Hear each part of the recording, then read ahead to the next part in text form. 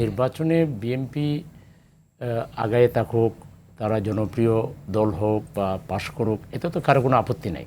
তো প্রশ্ন হইল, আওয়ামী লীগ 2014 সালের 5 জানুয়ারি নির্বাচন করার পরে, জাতীয় নির্বাচন যেটা একতরফা নির্বাচনে ছিল, তারপরে তারা স্থানীয় নির্বাচন উইদাউট এনি ডিলে কিন্তু দিয়ে দিয়েছিল। একটা উৎসবের আমাদের সারা দেশে কিন্তু উপজেলার নির্বাচন এগুলো হয়েছে। বিএনপি জুলাই উত্তর একটা সরকার, মানে প্রথম 2 ধাপ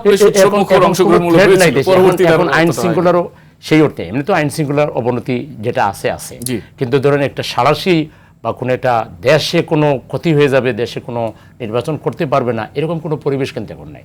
তো তারা নির্বাচন প্রথমে বলছিল যে খুব শীঘ্রই আমরা দিব, তারপরে বললো আমরা অক্টোবরতে শুরু করব, এখন বলতেছি জানুয়ারিতে শুরু করব। এ থেকে কী মিন করে? আপনি যে প্রশ্ন করেছিলেন যে আসলে প্রার্থী সংকট না আসলে দলের বিশৃঙ্খলা সংকট না কোনটা, এবং মানুষের মাঝে একটা প্রশ্ন সৃষ্টি হওয়াটা খুব স্বাভাবিক। এজন্য বিএনপি যদি খুব জনপ্রিয়তার দাবি করে, তাহলে তাদের উচিত হবে যে নির্বাচনে কাল বিলম্ব না করে এবং একটা neutral, fair, free, credible election. যেমন একজন সচিব নিয়োগ দিছে, একেবারে মার্কা মারা দলীয়, এটা স্থানীয় নির্বাচন, এখানে তো সরকার চেঞ্জ হবে না। বিরোধী দল থেকে পাশ করলেও ওই সরকার, বিরোধী দল পাশ করে যে কাজ করবে সরকারেরই ক্রেডিট হবে, এখানে তো সরকার চেঞ্জ হচ্ছে না। এত মানে সাজাইয়া সোজাইয়া, এত মানে ভয়ের মধ্যে থাকলে জনপ্রিয়তা নিয়ে তো একটু প্রশ্নের সৃষ্টি হয়। এই জন্য বিএনপিকে আদৌ মানুষ চয়েস করবে কি করবে না, তাদের একটু বিপুল মেজরিটি নিয়ে তারা পাশ করছে, তাদের মেজরিটিটা ঠিক আছে কিনা, তাদের 5 মাসের আমলনামার উপরে মানুষের মন্তব্যটা কি, এটা বুঝবার জন্য স্থানীয় নির্বাচন খুব দ্রুত দেওয়া দরকার এবং ঢাকা থেকে দেওয়া দরকার। কারণ ঢাকাবাসী আমরা একেবারেই জলাবদ্ধতায় আবদ্ধ, যানজটে আবদ্ধ, দুর্গন্ধে আবদ্ধ। আমরা আমাদের এমপিরা যদি অসুস্থ হয়ে যায় তো তারা দেশ চালাইবে কীভাবে? এই জন্য সবার আগে মাননীয় প্রধানমন্ত্রীরও তো স্বাস্থ্য ঠিক থাকতে হবে। এই ঢাকা শহর দুর্গন্ধের শহর, ময়লা, উনি নিজে বের হয়েছিলেন 2 দিন আগে, উনি অসন্তুষ্টি প্রকাশ করেছেন। আমরা যা বলছি এটা আমাদের কথা না, মাননীয় প্রধানমন্ত্রী এই 2-3 দিন আগে নিজে বের হয়েছিলেন, উনি অসন্তুষ্টি প্রকাশ করেছেন। আমরা যেগুলো বলছি অনেক সময় বিরোধী দল বলে যে বিরোধী দল বললে খালি বিরোধিতা করে, তার বর্জ্য ব্যবস্থাপনা নিয়ে ওনারা বলেছিলেন প্রশাসকরা, কিন্তু ঈদুল আজহার দিন মাননীয় প্রধানমন্ত্রী বেরোয় দেখলেন যে বর্জ্য ব্যবস্থাপনার অবস্থা খুবই খারাপ। প্রশাসক সব বেশ কয়েকজনকে, এক্সিকিউটিভ প্রশাসক সব বেশ কয়েকজনকে তিনি বরখাস্ত করেছেন।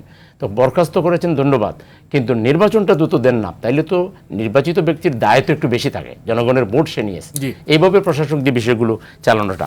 তো আমি এরপরে আপনি যেটা বললেন জোটের ব্যাপারে, আমরা যখন বিএনপির সাথে হচ্ছিলাম তখন স্থানীয় নির্বাচনে আমরা কোনো জোট করে নেই, এটা নিয়ে কোনো আলাপ আলোচনা হয় নাই। স্থানীয় নির্বাচনে কেন হয় না?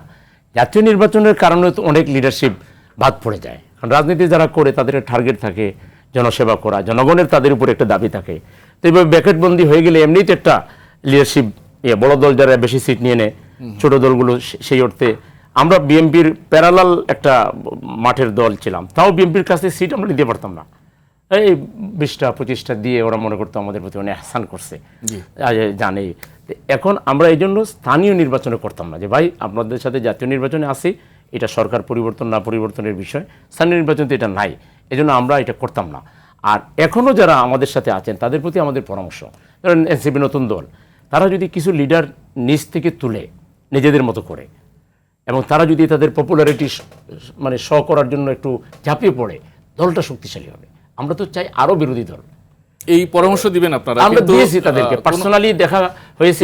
জোটে এটার জন্য কোনো নেতিবাচক প্রভাব পড়বে এরকম মনে করছেন না? জোট মানে তো এটা না যে আমরা কোনো এক দল আরেক দলের মধ্যে বিলীন হয়ে গেছি, এটা তো না। প্রত্যেকে তো একটা স্বাতন্ত্র্য আছে।